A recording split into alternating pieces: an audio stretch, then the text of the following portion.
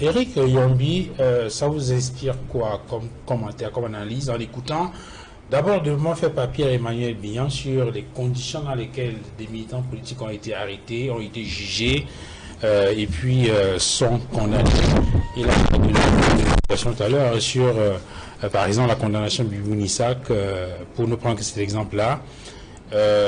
Ça vous inspire quoi comme commentaire? Il faut rappeler que en 2021, je crois, pratiquement un an après l'interpellation de ces militants politiques, le président national du MRC a fait une sortie sur une chaîne internationale pour indiquer que l'intention du MRC n'était pas l'insurrection parce que les motifs de la marche avaient été clairement indiqués. Il s'agissait de la fin de la guerre dans le Nozo, il s'agissait, n'est-ce pas, de demander qu'on réforme le système électoral.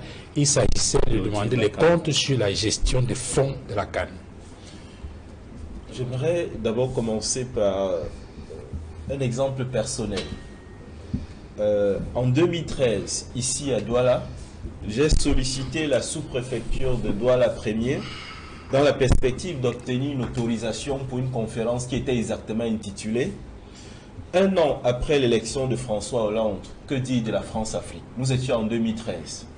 Cette autorisation m'avait été refusée. Je dis bien en 2013, soit 10 ans, il y a 10 ans aujourd'hui.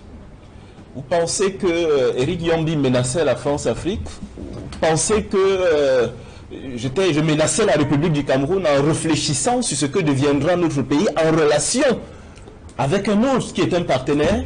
Je parle d'une affaire personnelle, je ne parle pas de l'histoire de quelqu'un d'autre. Ça aurait été bien de connaître les motifs du refus. Je n'ai même pas envie de donner les détails ici là de tout ce qui m'avait été dit, parce que ça ne va pas honorer certaines personnes. Mais nous ne sommes pas dans une perspective d'opposition. Nous sommes en tant que citoyens dans une perspective de complémentarité. Ce que nous constatons, c'est qu'il y a une logique de violence qui se développe. Il y a une logique d'antagonisme qui s'est construite. Et je pense qu'on ne peut pas bâtir un pays comme ça. Moi, je suis un partisan de l'apaisement. Je suis un partisan de la complémentarité. Et j'imagine que tous les partis politiques, je pèse mes mots, tous les partis politiques, tous les citoyens doivent s'exprimer dans les limites de l'acceptable. Maintenant, on peut discuter sur plusieurs aspects. La loi de 90, je peux dire que je l'ai même très bien lue. Et je pense que c'est le régime de déclaration. Je pense bien que c'est le régime de déclaration. Et en français facile, déclaration, ça voudrait dire que vous informez l'autorité. Maintenant, il y a plusieurs interprétations. Mais la logique postcoloniale dans nos pays qui sont les anciennes possessions françaises, c'est justement de surfer entre la loi et l'ordre. De surfer entre ce qui est bon et ce qui n'est pas bon. De surfer entre les intérêts de la République d'en haut et ceux au détriment de la République d'en bas. C'est ça la réalité. Que lorsque je parle d'apaisement, c'est cette volonté que tout le monde soit ensemble et qu'on se parle. On peut ne pas être d'accord sur beaucoup de choses. MRC, FDPC, UPC et consorts. Mais nous devons tous avoir la force en tant que Camerounais de se regarder. Moi, je suis gêné chaque fois de constater qu'il y a tel qui veut marcher. Non, on lui impose qu'il ne faudrait pas. Je ne suis pas convaincu que tout le monde ait obtenu l'autorisation pour faire quoi que ce soit. Vous avez donné un exemple tout à l'heure, ça me fait bondir. Sénégal, Ousmane Sonko. Mais j'ai comme impression, et c'est l'impression de l'homme de la rue, qu'on est en train de bâillonner un jeune homme qui a envie de mettre en place un autre imaginaire. Donc, au sens du rapprochement avec notre pays, je ne pense pas que ce soit le meilleur exemple que vous auriez pu prendre, parce que nous constatons une construction de l'embastillement autour de cet individu qui représenterait quelque chose et qui serait même un sérieux prétendant au fauteuil présidentiel. Et si on fait une translation rectiligne, est-ce que celui qui au Cameroun aussi ne serait pas? Mais ça n'est pas la question.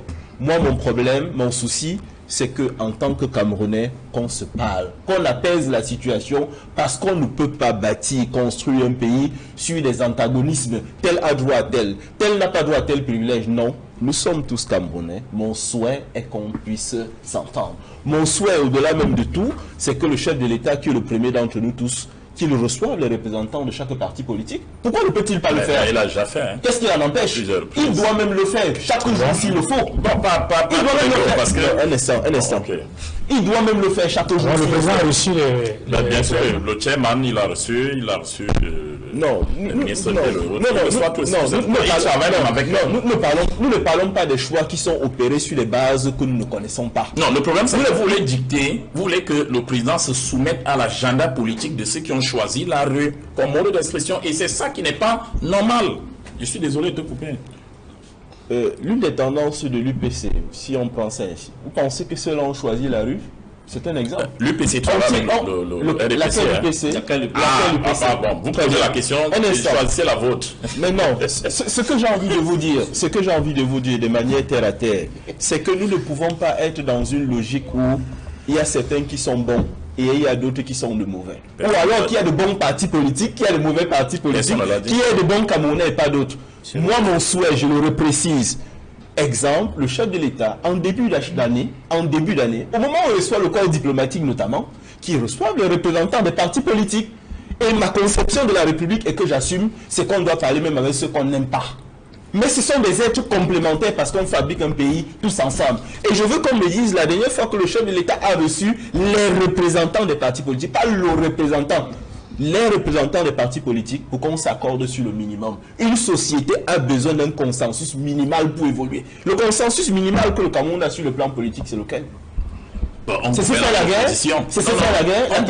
Laquelle opposition? Le PADEC est là, l'UNDP est là, le FRS est là. Sauf si pour vous nous dites officiellement, et ceux qui ne sont pas opposants, hein, ce sont des opposants. Très bien. On gouverne avec eux.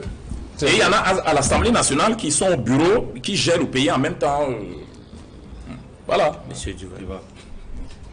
Terminé. Je crois que vous avez donné la conclusion en disant aux Camerounais que le chef de l'État gouverne avec ceux qui sont autour de lui. Non, il doit aussi gouverner avec ceux qui sont loin de lui, au sens idéologique. Demain même, il peut t'appeler Eric.